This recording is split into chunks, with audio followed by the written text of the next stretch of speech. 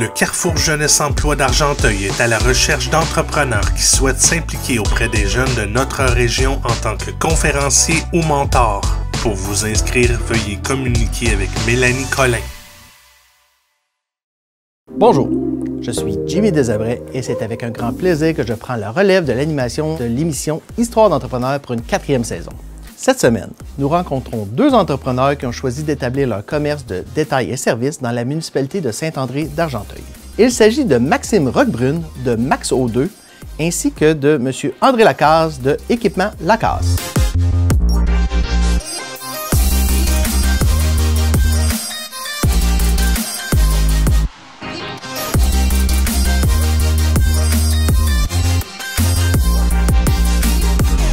Aujourd'hui, nous sommes chez Équipement Lacasse à Saint-André avec son propriétaire André Lacasse. Bonjour André. Salut.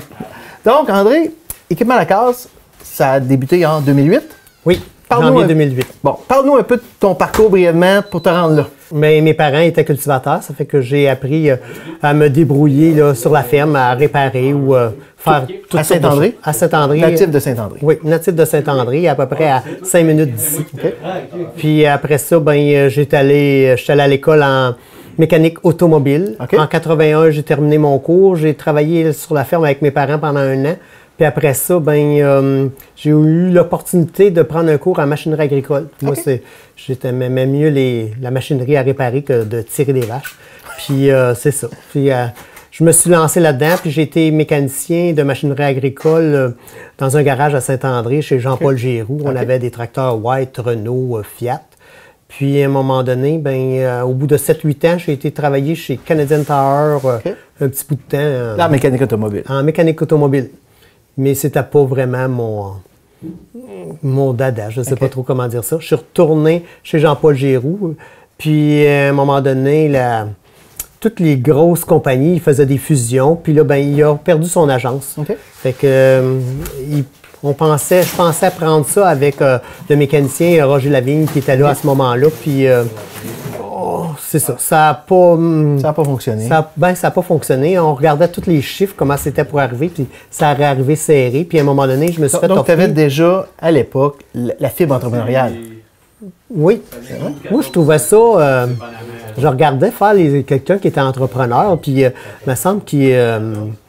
il pouvait comme réclamer ses taxes, tout ça. Puis il y avait de quoi d'intéressant là. Ouais, puis moi, j'ai toujours été obligé de payer mes taxes, puis je disais, c'est toujours perdu, ça. Je sais. Puis c'est ça. Fait que, à un moment donné, à un party de Noël, j'ai un de mes cousins qui me dit en entrée, il dit, moi, je viens de commencer chez Kubota à Saint-Janvier, puis il dit, on cherche un gérant de service, il dit, ce serait le candidat idéal. Il dit, viens donner ton nom. Ben, je dis, voyons, je vais partir à mon compte avec mon chum, puis non. Il dit, viens. Fait que j'ai eu un rendez-vous, puis je suis allé, puis j'ai été gérant de service pendant 9 ans chez Kubota à Saint-Janvier. OK, quand même. Puis quand je partais le matin avant de partir pour aller travailler, je disais à ma femme, ben je m'en vais jouer aujourd'hui. Puis je pense que j'ai été joué pendant 6-7 ans. Okay. Mais ça a tellement pris de l'ampleur, le commerce là-bas. On s'est tellement donné, toute l'équipe se donnait, on avait du plaisir, puis c'était rendu trop gros. Puis là, ben j'ai décidé... Le plaisir n'était plus là. Ouais. J'ai décidé de plus... j'ai dit, tant qu'à mettre bien des heures, je vais les mettre pour moi, les heures.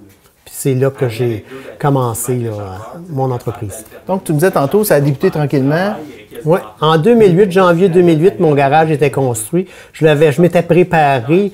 Je ne savais pas quand est-ce que je me lancerais là-dedans. Puis, mon patron m'a aidé à prendre la décision. Oui. C'est ça. Puis, à ce moment-là, tout le côté location, c'était-tu dans tes plans ou non, pas du tout? Non. Moi, là, je pensais acheter des machineries agricoles, réparer des pelles, des tracteurs, faire de la mécanique, réparer ça, puis les revendre, les remettre à vendre. Mais ça prend beaucoup d'argent faire ça. Je ne l'avais pas. Fait que, puis à un moment donné, ben, j'ai eu l'opportunité... parce que des machines de dizaines et dizaines de milliers de dollars d'inventaire. On n'avait pas gros d'argent. Fait que, à un moment donné, je rencontre comment je pourrais dire ça? Le représentant qui passait dans le coin ici pour Style, dans une exposition. Puis j'ai dit, je serais intéressé, moi, à vendre des produits Style. Fait que, ben, il dit, on va faire une étude de marché, puis ça a pris 2-3 semaines, puis j'avais l'agence Style. Okay. J'ai commencé, j'avais 12 CHN puis 12 coupettes. Aujourd'hui, on doit avoir plus que 100 CHN en inventaire, mais même par rapport à la pandémie, des fois, on a de la difficulté à avoir toutes sortes de produits. C'est comme l'enfer, mais on vient à bout de se débrouiller. Avec 2 compagnies, j'ai Husqvarna puis Style. Puis, de temps en temps, on peut comment je pourrais dire, se dépanner avec une ou l'autre compagnie. Mais tu sais, je pense que c'est vraiment la référence de la région pour ces produits-là, là. Assurément. Puis, donc, la location, c'est venu quand? C'est au début. OK, tout de suite? Oui, parce que mon ancien patron, chez Centre Kubota des Laurentides, il dit, on va t'aider, André. Il dit, on va pour la première année. Ils m'ont laissé une excavatrice, puis une petite pépine, une mini pépine pour la saison. Puis là, ben, je louais ça de temps en temps. J'ai même failli me faire voler. Ah oui? Oui, j'étais arrivé chez le monsieur, m'appelle par téléphone, me donne son nom, son adresse, carte de crédit, puis tout. Puis j'arrive pour aller livrer dans un petit chemin à Pagnil dans le bois. Okay. Rien alentour de moi. Juste, ça sonnait l'embuscade. Ben, là, je me demande aux personnes qui étaient là, je dis, là, ça va me prendre ton permis de conduire, les enregistrements, parce que moi, ça me prend des preuves. Ah, il dit, je peux pas. Il dit, je viens de me faire arrêter par la police. Puis, il me les a pas remis. Ben oui. Ben, j'ai dit, regarde bien ça. J'ai dit, moi, je rembarque ma machine, puis je m'en vais. J'ai dit, on va appeler ton patron. Puis il dit, mon patron, on peut pas l'appeler, il est en meeting. C'est ça. J'avais un tuyau à côté de moi, je l'ai toujours gardé proche. C'était en plein bois, là. Ça fait que j'ai ramassé ça, puis je suis reparti. Mais fait que le flair t'a sauvé une machine. Ben, peut-être. On ne sait pas. Mais c'est déjà arrivé aussi à l'occasion. Des fois, il faut toujours être vigilant parce qu'il arrive toutes sortes de situations. Ouais. Et à un moment donné, oui, c'est déjà arrivé qu'on a appelé la police, mais c'était de la fraude. OK. Faux permis de conduire, fausse carte de crédit. J'ai été bien... Comment je pourrais dire? J'ai bien appris. Oui. Chanceux, mais vigilant. Oui. Il faut toujours faire attention. Donc, dans l'entreprise, il y a maintenant ton fils? Oui.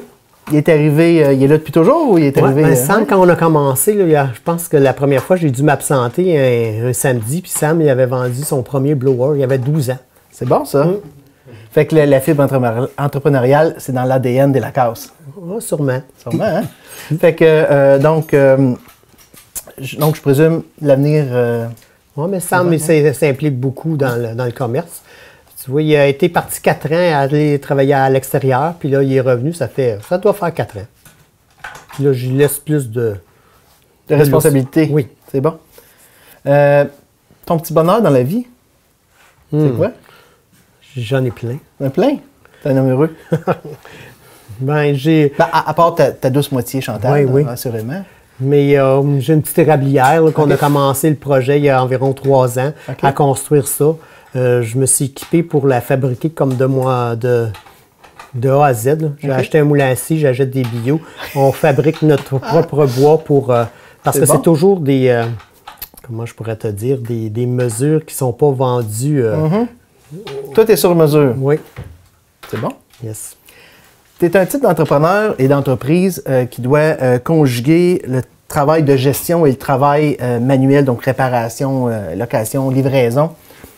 Comment tu gères? Il faut commencer tôt, puis on finit tard. Puis le matin, je vais arriver tôt le matin, puis je vais essayer de rentrer toutes les factures de fournisseurs pour préparer. Puis quand on arrive pour vendre un produit à un client, bien, que ça soit facile, qu'on n'aille pas à trop chercher. On rentre ça dans l'ordinateur, puis c'est plus facile à ce moment-là.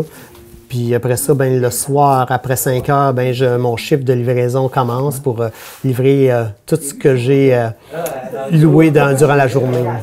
Fait qu'une journée type, c'est 12-14 heures par jour. Là. Oh, facilement. Facile, hein? De 7 à 9 à 10. J'ai modéré un peu. Des fois, c'était plus tard. Puis là, je suis gêné d'arriver tard chez les clients maintenant. Ouais. Avant, je n'étais pas gêné. Mais tu es quand même en forme. Tantôt, tu me disais que tu n'avais que 28 ans. Donc... Oui. J'ai arrêté de compter à 28 ans. C'est ça le secret. C'est ça le secret, c'est ça, c'est bon. Donc, André, ça fait 14 ans qu'Équipement Lacasse est au monde. Donc, pendant toutes ces années, est-ce qu'il y a un événement marquant ou des personnes marquantes qui ont fait la différence dans ta vie? Bien, ma famille qui me supporte. Si ma femme ou mes enfants seraient pas là, mais je demande souvent des conseils à ma femme, mais tu sais, on dit toujours derrière un homme, il y a toujours une grande femme. Je peux pas dire qu'elle va gérer plein de choses, mais juste le fait qu'elle m'écoute, ça m'aide beaucoup. Mais assurément, c'est une femme patiente. Oui, parce qu'elle t'attend beaucoup dans une semaine, si je comprends bien. Oui, mais elle est proche, elle peut venir me voir. C'est peut-être l'avantage, justement, d'avoir le bureau à la maison. Oui, proche de la maison. Oui. OK, donc, André, tu as vraiment une multitude de produits ici. Donc, c'est quoi ton processus de sélection pour l'acquisition de tel ou tel modèle ou tel ou tel équipement? Je suis à l'écoute de mes clients, ce qu'ils ont besoin comme comme jouet ou comme bebelle, mais c'est surtout mes bebelles à moi. Tu gâtes, là, oui, c'est ça? c'est regarde, chaque équipement, c'est parce que je les utilise pour jouer moi-même dans ma cour. C'est bon. Fait que la cabane à sucre, c'était une occasion d'acheter des jouets différents. Oui. C'est ça, c'est bon, ça. Une sélection de jouets. Oui. Tu m'inviterais-tu des fois dans ton petit terrain, dans ton terrain de jeu? Parce que je pense qu'on peut avoir du fun ensemble. Peut-être. On va jouer dans le sable. Ben oui. Un conseil que tu aurais donné à un nouvel entrepreneur? Quelqu'un qui n'a pas peur de faire beaucoup d'heures, il peut se lancer pour être dans le projet qu'il désire, mais il faut mettre des heures. C'est le secret, je pense, c'est ça. La passion et le temps. Oui. Il ne faut pas compter notre temps, les heures qu'on met. Mais à un moment donné, je regarde faire les plus jeunes, comme mon fils. Lui, je pense pas qu'ils mettent autant d'heures que j'ai mis parce qu'ils m'ont tout le temps dit, nous autres, on ne veut pas travailler comme papa. Fait que, mais c'est ça. Peut-être, mais qu'il soit là, il n'y aura pas le choix. Ou qu'ils peuvent s'entourer de personnes pour être capables de le faire. Puis toute une question de prix aussi, parce que je pourrais peut-être avoir plus d'employés, mais il faudrait être obligé de facturer plus cher, puis là, on serait peut-être moins compétitif. Donc, André, ici, Équipement Lacasse, c'est une entreprise familiale. Oui. Ton fils est là. Tes parents sont là pour donner un petit coup de main? Ils viennent donner un coup de main, ramasser des petites choses qu'on n'a pas le temps, qu'on met tout le temps de côté. Des boîtes de carton qu'on ne sait pas quoi en faire. Hein. Puis le reste de l'équipe? Le reste de l'équipe, Fernet, ici, depuis 14 ans, pratiquement. Okay, wow. Puis il est rendu à 68 ans, il regarde à modérer lui aussi, tranquillement. Fait qu'on essaye de trouver une personne là, pour... Un autre passionné? Oui. Parce que vous êtes une équipe de passionnés. Oui, il faut être passionné pour faire ça. Honnêtement, ça paraît... Tu sais, votre magasin est magnifique, vous avez du beau stock. T'es quelqu'un foncièrement honnête, on le sent. Vous pouvez tous venir ici, chercher vos équipements, vos locations. Vous allez être servi assurément comme un roi. Et vous allez avoir le deal du siècle. Le meilleur rapport qualité-prix, plutôt, c'est ça. Hein? Oui. C'est le meilleur rapport qualité-prix. Vous allez le retrouver chez Équipement Lacasse. Tu nous rappelles l'adresse? 81 route des Seigneurs à Saint-André d'Argenteuil. Sur ce, merci beaucoup André, ça fut ultra agréable. Je suis sûr que tu vas avoir donné le goût au monde de venir se louer des jouets. Trouvez-vous un carré de sable à quelque part, puis louer une pépine, vous allez avoir du fun garanti. Merci beaucoup André. Ça fait plaisir. Aujourd'hui, à Histoire d'entrepreneur, je suis fier de vous présenter Maxime Roquebrune, propriétaire de Max Oxygène Pur. Bonjour Maxime. Salut. Hey, aujourd'hui, on est dans ta magnifique boutique de Saint-André, mais tout n'a pas commencé ici. Toi, si je crois bien, ça a commencé par le métier de ramoneur. Oui. Donc, parle-nous de ton parcours. Mon parcours, c'est que quand j'étais petit, j'allais dans le bois avec mon grand-père, bûcher du bois, comme on dit en bon québécois. Puis j'aimais l'odeur du bois. J'aimais être dans le bois. Puis quand on a joué au hockey, mais à la patinoire comme tout bon Québécois puis Canadien, j'allais jouer au hockey à patinoire ou au hockey mineur à la chute. Puis quand j'arrivais chez nous, on écoutait le hockey le samedi soir avec mon grand-père. Puis il y avait toujours le foyer de bois. Ça faisait partie du patrimoine canadien, pour moi. Parfait. Puis, mais le métier de ramoneur est venu par après. Ouais, c'est par après. J'ai travaillé dans une usine à FRE Composite pendant 17 ans de temps. Et puis, j'ai découvert qu'il y avait une autre entreprise dans le village de Saint-André qui s'appelait Pétrole Argenteuil. Et puis, c'est Victor Court qui avait ça. Okay. Et puis, il demandait du monde. Moi, j'ai fait les deux jobs pendant 17 ans de temps. J'ai commencé réellement le terme, comme on dit, en bon ramoneur, en bas de l'échelle. Et puis, c'est comme ça que j'ai parti. Puis, j'ai fait les deux emplois. Puis là, je m'apercevais qu'à long terme, j'étais pas heureux dans l'usine. Parce que je voulais plus travailler le côté de business que j'ai eu côté de mes racines de mon grand-père Rémi, qui était foreman à Tower, à sa rue Henry, qui bâtissait des maisons préfables, les premières maisons préfables à la Tower, puis qui allait porter ça en Afrique, puis dans le Grand Nord. Tu viens vraiment d'une famille d'entrepreneuriat. Puis j'ai aussi l'histoire que je suis très fier aussi de Pep Parizeau, mon grand-père, Paul-Émile, qui a parti la mercerie. Puis que mon oncle Pierre, qui a été mon mentor quand j'ai acheté la bâtisse, parce que c'était un gros investissement, puis j'étais pas riche. On dirait qu'avec l'argent était dur à gagner, comme j'avais deux jobs. On dirait que l'investissement, mon oncle a dit « Go, t'es capable, Maxime. » J'ai écouté mon oncle. C'est bon. Donc, en quelle année Ramomax, officiellement, part en affaires? 92. 92. Donc, de 92 à... t'en fais encore. Oui. Mais Maxo 2 est arrivé dans ta vie en quelle année? Maxo 2 est arrivé en 2006. J'ai parti la division de nettoyage de conduits de ventilation. Quand KFRE Composite a fait faillite, puis on reparti 6 mois après. Okay. Moi, ça m'a donné de couper un petit peu dans le derrière pour partir, avancer, puis aller au bout de mes rêves, de partir en affaires. Ouais. Puis le monde disait que non, ça ne marchera pas, puis tout ça. Puis c'est là que mon grand-père Rémi dit « Go, t'es capable ».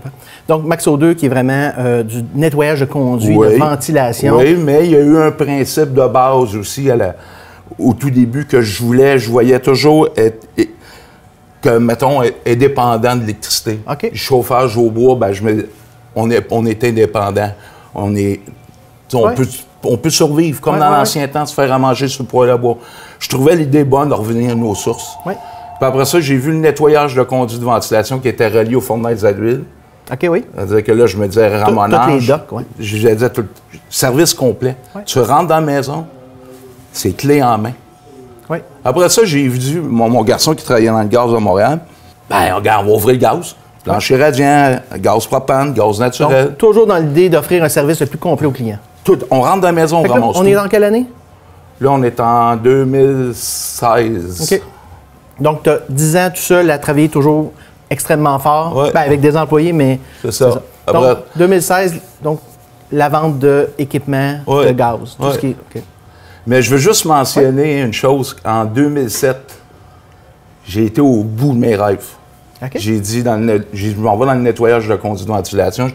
J'ai été sur une formation avec mon professeur, qui était Pierre Lorrain, chez Fournisseur Select. Puis dans le cours, je me démarquais. Puis il m'a demandé d'aller suivre un stage dans sa compagnie. Bien, j'ai été suivre un stage à Montréal. J'ai fait l'Armée du Salut, le building. J'ai fait une douane Canada. Puis là, après ça, j'ai dit, moi, je suis capable. J'ai été bêté sur une école. C'est Emmanuel Chénard à Deux-Montagnes. Ça a été ma première école. Grosse école, oui. C'était tout un challenge, puis je l'ai réussi. Puis juste pour expliquer aux gens aussi, c'est pas juste passer une brosse. Il y a des robots qui nettoient. C'est très haute technologie. C'est des tests antibactériens, des prélèvements. C'est touché. C'est un autre service. Donc, toujours dans l'idée d'avoir le service le plus complet au client, j'imagine que c'est là venue l'idée de la boutique. Oui, parce que mon garçon s'en est venu avec moi, Samuel, que je suis très, très fier. Et puis, Samuel, on a parti la division au gaz. Parce qu'il y a une formation pour l'installation du gaz certifié. On a 6 licences. OK. Lesquelles? OK. On est membre de l'APC. On est certifié pour le ramonage, pour l'inspection et puis l'installation pour les poêles à bois. OK. OK. C'est l'APC, c'est Association professionnelle en chauffage. Nous, je suis inspecteur pour le bois.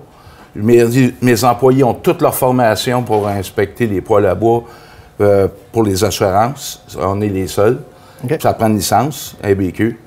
On fait de l'installation de poêle à bois, on fait de l'installation du gaz, du propane, des planchers radiants, du gaz naturel. Aussi, on fait le nettoyage de conduits de ventilation, qu'on est certifié NAPCA, c'est National Duct Cleaning Association. Si tu n'es pas certifié cette certification-là, tu ne peux pas faire d'école. OK. C'est très important. Puis on est recommandé CA Habitation aussi. C'est des standards à suivre. Oui. Fait que votre clientèle peut confier leur travail en toute sécurité. Oui. Vous êtes des professionnels. Puis on a encore une autre certification. On est Tag 1, Tag 2 dans le gaz. Ah, cool. Parfait. Donc, Saint-André, ta ville natale. Oui. Tout beau village au monde. Donc, c'était naturel d'ouvrir ta boutique ici? Bien, je suis entouré d'eau, c'est plein d'oiseaux. Ici, c'est l'ancienne caisse populaire. Donc, quand l'opportunité s'est offerte à toi, tu t'es dit, c'est là. Bien, je voyais la bâtisse, c'était une belle bâtisse, j'avais un beau parking, j'ai un des plus grands parkings. Oui. Je voyais une opportunité. Il y a d'autres choses qui s'en viennent aussi à long terme. OK, on va en parler tantôt peut-être. Non, OK. Oui, OK. Il y a des affaires, mais ça a toujours rapport pour avoir un principe d'économie autonome. Maxime, oui? en 2016, tu as eu l'opportunité d'acheter l'ancienne caisse populaire et tu t'es dit, c'est là que j'ouvre ma boutique. Donc, je peux en témoigner. Je suis client chez toi. J'ai 2 barbecues qui viennent d'ici et ce n'est que de la qualité. Je pense que tu te démarques par ton service et la grande qualité de tes produits, n'est-ce pas? Il faut, j'ai pas le choix. Ouais. Puis moi, je me dis, il y a un dicton qui dit, je suis trop pauvre pour acheter du cheap. Et voilà. Ouais. Je veux que ça me dure longtemps. On pense à l'environnement tout le temps. Ouais. C'est-à-dire que mes produits, ils brûlent ces gaz pour l'environnement. Mes barbecues ne se trouvent pas après 2 ans sur le bord du chemin. Si vous en achetez un, c'est à vie. Exact. Moi, j'en ai un, ça fait 4 ans, puis il est comme neuf. Le métier de ramoneur, ça restera, je pense, toujours dans ta vie. C'est la base de ton entreprise. Puis je pense que tu as des clients qui t'ont témoigné leur appréciation. Hein? Ah, j'en ai beaucoup, oui, beaucoup. Tu me parlais d'une petite lettre tantôt? Oui, sur le tableau là-bas. Ouais. Ça dit quoi? Ben, ça dit comme quoi que j'étais sur leur ramoneur, puis que je laissais pas ses traces, mais que je faisais partie de leur vie, puis qu'ils appréciaient que je nettoie leur système de chauffage pour mettre leur maison au chaud. OK, wow. C'est beau. Oui, bien c'est beau. Puis le monde sont rapides pour des fois donner des bêtises, mais rarement des compliments. Fait que pour qu'une personne ait pris le temps de t'écrire une lettre, c'est que tu as vraiment un service exceptionnel. Là. Je suis pas parfait, mais j'essaie puis je prends ça à cœur. Maxime, tu es un entrepreneur complet. Donc, tu t'occupes autant de la gestion financière de l'entreprise que des opérations. Comment tu concilies les deux opérations, les deux activités dans ta business? J'essaie de bien m'entourer. Ah oui? Puis j'ai la chance d'être bien entouré, mais comme c'est la première fois que j'ai un magasin. Compagnie de service à la route, c'est correct. Mais j'apprends. Puis je suis content, c'est un challenge de tous les jours. Mais j'ai la chance dans ma famille qui est sur le côté, comme j'expliquais au tout début, qu'il y avait de l'expérience, puis je l'appelais. Mais il faut que tu ailles quand même la personnalité, puis le vouloir, puis le courage de le faire. Un conseil à donner à quelqu'un qui se part en affaires, ça serait quoi? De jamais lâcher. La persévérance, hein? Parfait. Puis d'être honnête. Oui. Mon grand-père me dit, moi, il dit, si tu veux réussir dans la vie, c'est honnêteté, acharnement, puis détermination. Assurément, la recette gagnante. Oui, mais je suis pas parfait. Il faut que je m'entoure de bonnes personnes. Puis j'ai un mot à dire, c'est pas facile d'être entrepreneur aujourd'hui. Il faut travailler fort. Il faut travailler très, très fort. Il n'y a rien d'acquis. Dans une semaine, un petit moment de bonheur pour toi, un petit plaisir que tu as au sein de ton entreprise, ça serait quoi? Le bonheur que j'ai, ouais. C'est de faire vivre mes employés. OK. C'est une fierté. Ben oui. De faire travailler le monde. Ouais. C'est quelque chose pour moi, là. Tu sais, mais je sais qu'ils gagnent leur vie chez moi. C'est valorisant dans le sens. Exact. Puis je participe à la société. Puis je trouve ça le fun. Oui. Maxime, oui. Tu te vois où dans 5 ans, dans 10 ans? Une journée à la fois. Une journée à la fois? Oui. C'est sage, ça. C'est un homme sage. C'est fini de mettre d'aller au-dessus, au début de l'échelle. J'en commence toujours en bas. Moi. En bas. Puis je monte tranquillement. Maxime, je pense que tu peux être fier de ton accomplissement. Tu es un modèle pour plusieurs entrepreneurs en herbe. Sois fier de ce que tu as accompli. Ta boutique est magnifique. J'invite tout le monde à venir au 225 route du Lonceau, visiter ta boutique et faire un achat une fois à vie, hein, parce que c'est que de la qualité. Oui, et comme je vous dis, on chauffe les maisons. C'est du bonheur, ça. Oui. Je veux juste dire une anecdote. Là, en ce moment, il y a la guerre. Mais quand vous voyez des premiers ministres s'asseoir pour discuter, c'est quoi que vous voyez en arrière? Un foyer. Pourquoi? Parce que ça apaise. Une autre chose, juste une petite anecdote. Oui. Des cuisinières au bois, pourquoi qu'il y avait un miroir? Pour garder les enfants tannants. Et voilà, c'est ça, hein? Quand elle faisait à manger. Dans le chauffage au bois, puis dans tout le chauffage, il y a eu une évolution. Puis c'est ça qui est cool. Regardez, on est rendu même... On fait des planchers radiants. Mon garçon fait des planchers radiants. Les planchers chauffent. Ultra confortable, oui. Regardez l'évolution que c'est. Puis c'est correct. Puis ça va continuer. C'est vraiment le fun de jouer avec toi parce que tu es un passionné, puis on le voit, là. Tu en manges, puis c'est évident. Tu t'es pas trouvé un métier, c'est le métier qui t'a trouvé, assurément. Là. Je suis piqué au chauffage. Il y en a que c'est les chars. Moi, c'est pas là-bas.